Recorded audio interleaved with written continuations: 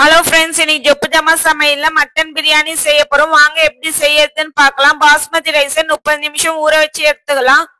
வானல்ல எண்ணெய் ஊத்தி எண்ணெய் நல்லா சூடாகிட்டானே வெங்காயத்தை சேர்த்துக்கலாம்.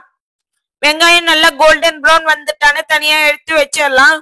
வாங்க பிரியாணி செய்யலாம். பிரியாணி சட்டியில எண்ணெய் ஊத்திக்கலாம். எண்ணெய் நல்லா சூடாகிட்டானே பிரியாணி இலை, பட்டை, கிராம்பு, ஏலக்காய் சேர்த்துக்கலாம். வெங்காயம் உப்பு சேர்த்து வெங்காயம் நல்லா வதக்கிக்கலாம். வெங்காயம் நல்லா வதங்கி வந்துட்டானே இஞ்சி பூண்டு பேஸ்ட் சேர்த்துக்கலாம். இஞ்சி பூண்டு பேஸ்டோட பச்சை வாசனை போயிட்டானே பச்சை மிளகாய், தக்காளி சேர்த்துக்கலாம். தக்காளி சேர்த்து நல்லா வதக்கிக்கலாம். தக்காளி நல்லா வதங்கி வந்துட்டானே மஞ்சள் தூள், மிளகாய் தூள், பிரியாணி மசாலா சேர்த்து நல்லா வதக்கிக்கலாம். புதினா கொத்தமல்லி சேர்த்து நல்லா கலந்து விட்டுக்கோங்க.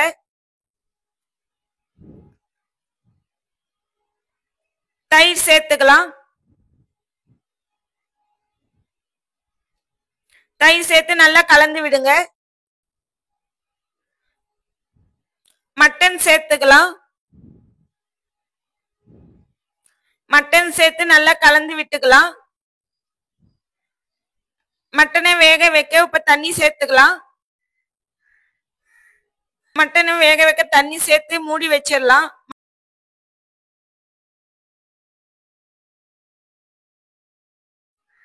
மட்டன் நல்லா வெந்து வந்துட்டான பாஸ்மதி ரைஸை சேர்த்துக்கலாம்.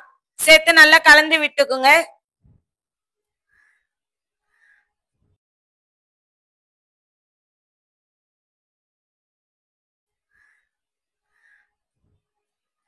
புதினா, மல்லி இலை, வெங்காயம் சேர்த்துக்கலாம்.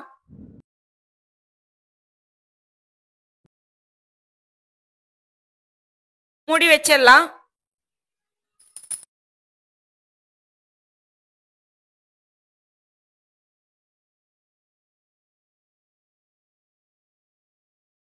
பிரியாணி ரெடி ஆயிடுச்சு பாருங்க.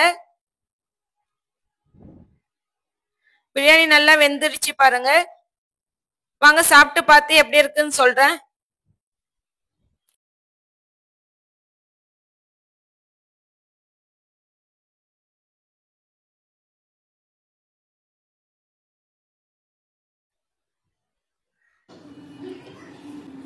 வாங்க சாப்பிட்டு பார்த்து எப்படி இருக்குன்னு சொல்றேன்.